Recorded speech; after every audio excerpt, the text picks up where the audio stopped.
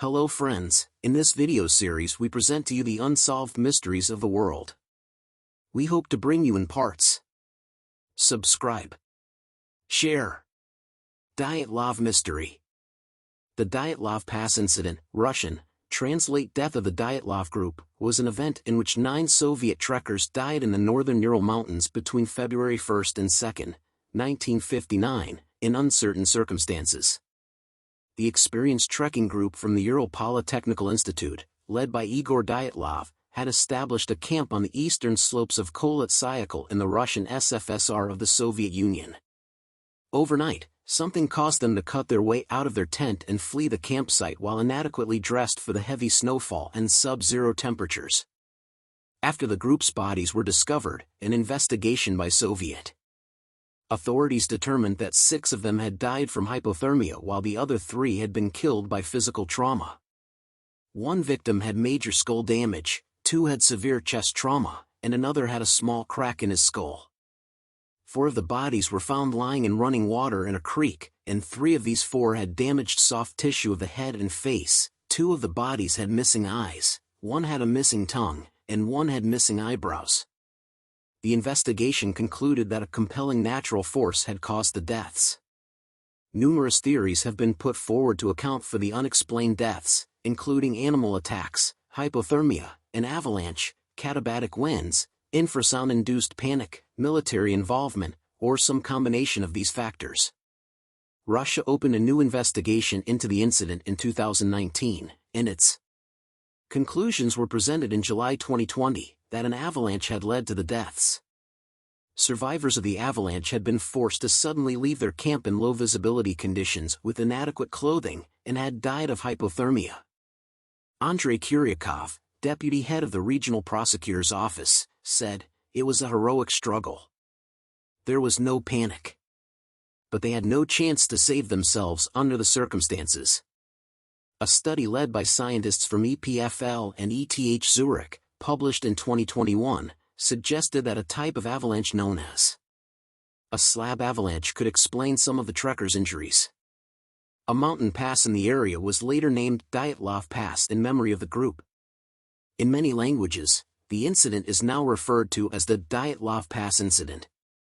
However, the incident occurred about 1,700 meters, 5,600 feet, away, on the eastern slope of Kholat Syakhl. A prominent rock outcrop in the area now serves as a memorial to the group.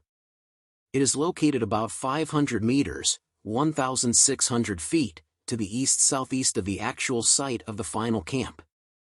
In 1959, a group was formed for a skiing expedition across the northern Urals in Sverdlovsk Oblast, Soviet Union.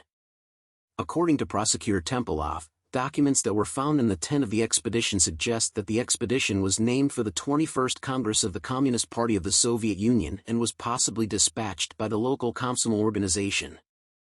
Igor Dyatlov, a 23-year-old radio engineering student at the Ural Polytechnical Institute, now Ural Federal University, was the leader, who assembled a group of 9 others for the trip, most of whom were fellow students and peers at the university.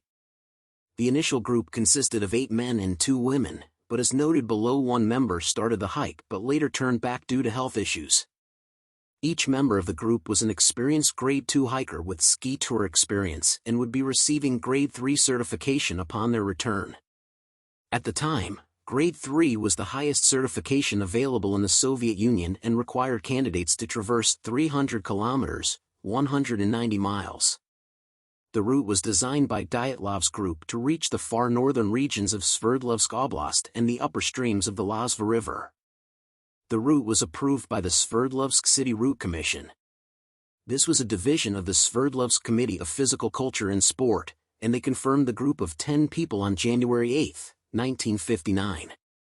The goal of the expedition was to reach Urtorten, a mountain 10 kilometers, 6.2 miles, north of the site where the incident occurred.